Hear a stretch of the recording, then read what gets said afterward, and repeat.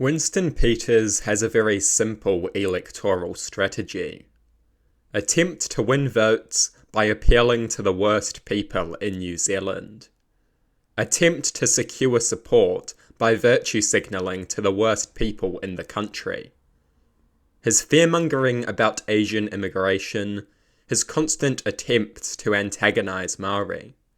An appeal to the racists of the country. A virtue signal to the racists of the country. For decades, Winston has been fearmongering about immigration and antagonizing Maori. He does not need majority support. He just needs support from a deranged minority, and he will say whatever he must to receive it. This is an amoral and hollow form of politics. A form of politics that puts the pursuit of power before principle. A form of politics that prioritizes securing power over doing what is right. For decades, Winston has fearmongered about Asian immigrants. He only relaxed the strategy after an anti-immigrant massacre demonstrated the ugly consequences of such sentiments.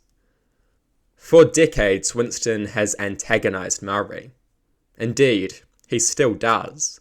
One need only look at his recent behaviour on Waitangi Day. This is a desperate attempt to secure support by appealing to the worst voters in the country. The moronic racists and mindless bigots. This is the politics of prejudice. This is the politics of Winston. Hiding behind his own identity and a thin veneer of charm and charisma, Winston has successfully gotten away with spouting mindless racism without attracting too much disdain. And Winston's appeals to the worst people in the country go deeper than his racist rhetoric. Recently, he has made repeated efforts to appeal to the anti-vaxxers. The COVID inquiry, his visit to the Parliament protest, the rhetoric of some of his MPs. All of this is an attempt at virtue signalling to the anti-vaxxers. People who refuse to honour their basic civic obligations and insist on spreading deadly misinformation. Now Winston wants to become a mouthpiece for these people, all in a cynical attempt at securing power. And there is the transphobia. Prior to the 2023 election, New Zealand First made an attempt to import the disgusting anti-transgender culture war from overseas. It seems that these nationalists wanted to import some political rot from the USA. They started talking about transgender people in bathrooms and women's sports. A shameless attempt at attacking transgender people and virtue signalling to transphobes in an attempt to secure political power.